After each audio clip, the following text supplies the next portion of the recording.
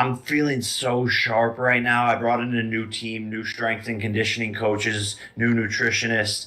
So this is the best I've. Jake Paul strikes again, hyping his next big fight as if he's already the undisputed champ. Classic Jake, living in his delusional bubble, where every opponent seems like a guaranteed win in his eye. Jake Paul, it's clear to me you are desperate for a reality check. This time, Jake Paul's opponent isn't a retired athlete or overhyped YouTuber. It's Andrew Tate, the guy who doesn't need boxing money. Sorry, Jake, but your chances here are basically zero. Because there's a lot of pressure, because you're putting your ego on the line, and secondly, because you have to dedicate yourself to a training camp completely and fully. You can't just do one pad session and put it on the fucking internet and talk about being a fighter. You need to dedicate yourself and try hard and set a date where you have a fair competition against another man and put it on the line. Dream big, Jake, but those dreams won't save you when Andrew Tate steps into the ring. Tate's not here for your antics, staged hype, or Instagram persona. He's here to make a statement and shut you up. Get ready to kiss that false bravado goodbye, because this time, you're not just losing. You're getting completely dismantled. Tate's about to make mincemeat out of you, and honestly, we can't wait to see it happen. Nobody's sitting down right now. For good reason.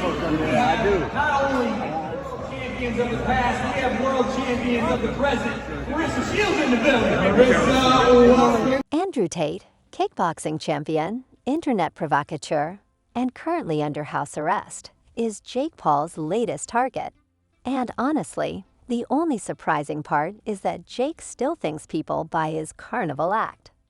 Another day, another overhyped spectacle screaming, "Look at me," instead of "I'm a serious athlete." Years ago, Tate called Jake out when he was still throwing limp punches at fellow YouTubers, pretending to revolutionize boxing. Jake's response? He ghosted. Fast forward to 2024, and suddenly Jake sees a golden opportunity, or more accurately, a golden payday. Tate's controversies have turned him into a household name, and Jake smells money like a shark smells blood. But let's be real. Tate's been under house arrest for 6 months, stuck in his Romanian mansion, no gym, no boxing. Meanwhile, Jake's flexing in Miami, selling this as an epic showdown. Brave, hardly. It's just another calculated cherry pick wrapped as a blockbuster event. Because you managed to become a fucking clown. The biggest clown on the...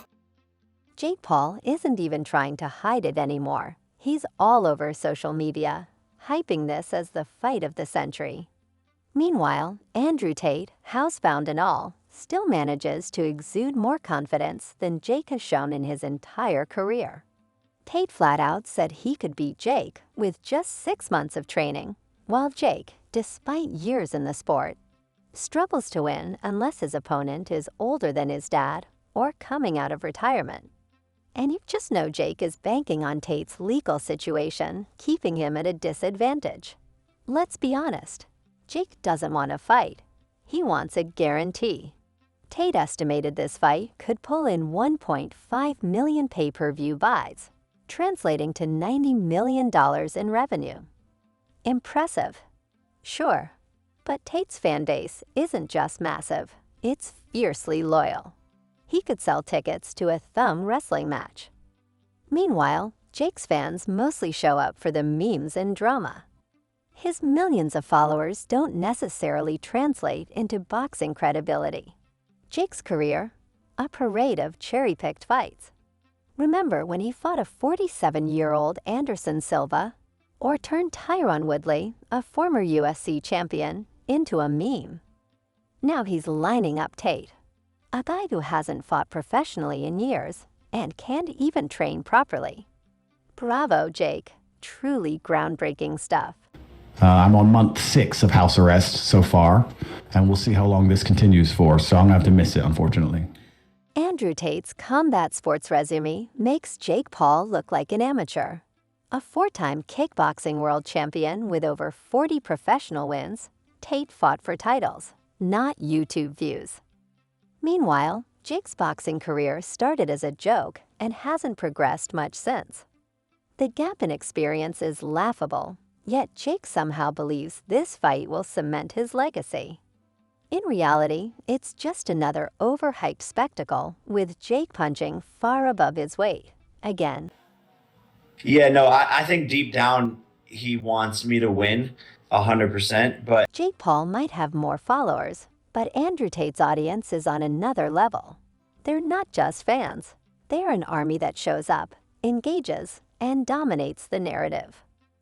Meanwhile, Jake's followers seem more interested in roasting him than cheering him on. Winning the PR battle? Good luck, Jake. You'll need it. The rumored fight with Tate is hyped to generate 1.5 million pay-per-view buys, with projections of $90 million in revenue at $60 a pop. Add $5 million from gate sales and $10 million from sponsorships, and the total surpasses $100 million. Impressive. Sure, if you're into overpriced, glorified sparring sessions.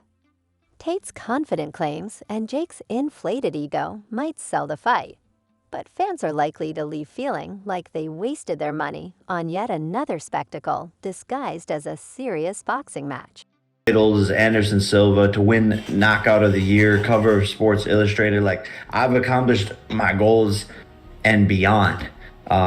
Let's talk about Jake Paul's pay-per-view strategy, often labeled exploitative or even scammy. Fans are tired of shelling out $60 to watch Jake prance around the ring, pretending to be the next Muhammad Ali, while his opponents are either retired or unprepared. Why bother with a real fight when selling a fantasy is so profitable? Jake knows his audience isn't there for the boxing.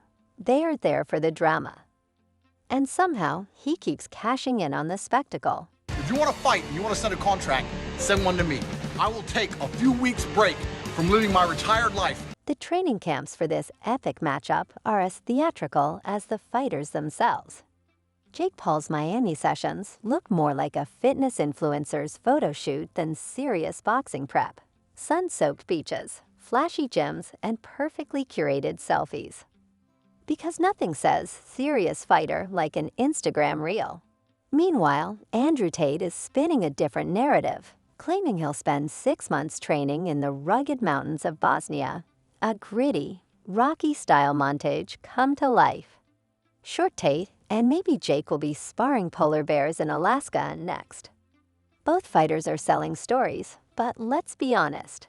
Jake's version feels more like a reality show audition than an actual homage to the grit of Rocky Balboa. Probably like 1.5 million pay-per-view buys at like $60. So like 90 million just in pay-per-views, and then probably like another $5 million in gate, and then like $10 million in sponsorships. So like Thanks for the subs. 105 million. Jake Paul, at 26, has youth and power punches on his side. But beyond that, he's all bark and no bite. His strategy is simple: swing wildly and hope for a knockout. On the other hand, Andrew Tate brings years of experience as a 4-time kickboxing world champion, offering precision, speed, and a mental edge Jake could only dream of. If this fight happens, it won't just be physical. It'll be a mental battle, and Jake's mental game is about as sharp as a butter knife. Despite being under house arrest, Tate invited Jake to Romania for a private sparring session, even suggesting it could make millions. Jake's been suspiciously silent, probably because sparring with Tate could expose the glaring flaws in his boxing. Jake's career is a carefully crafted illusion, and Tate could shatter it in seconds. I'm feeling so sharp right now. I brought in a new team, new strength and conditioning coaches, new nutritionists. So this is the best I've... Let's not overlook the fan reactions to Tate's sparring challenge. Tate's followers are practically frothing at the mouth, calling Jake a coward for ducking the offer, while Jake's fans are bending over backward to defend him, claiming sparring would give away too much of his strategy. But Jake's strategy is swinging wildly like he's in a bar fight, hoping it works. There's nothing strategic about desperation. The buzz around this fight is exactly what Jake craves: endless speculation, heated debates, and his name all over social media. But don't forget his pattern: Every time Jake hypes a fight, it ends the same way. Negotiations mysteriously fall apart, and Jake blames everyone but himself. Whether it's KSI, Tommy Fury, or now Andrew Tate, Jake has mastered the art of building hype, only to let his fans down. It's his signature move.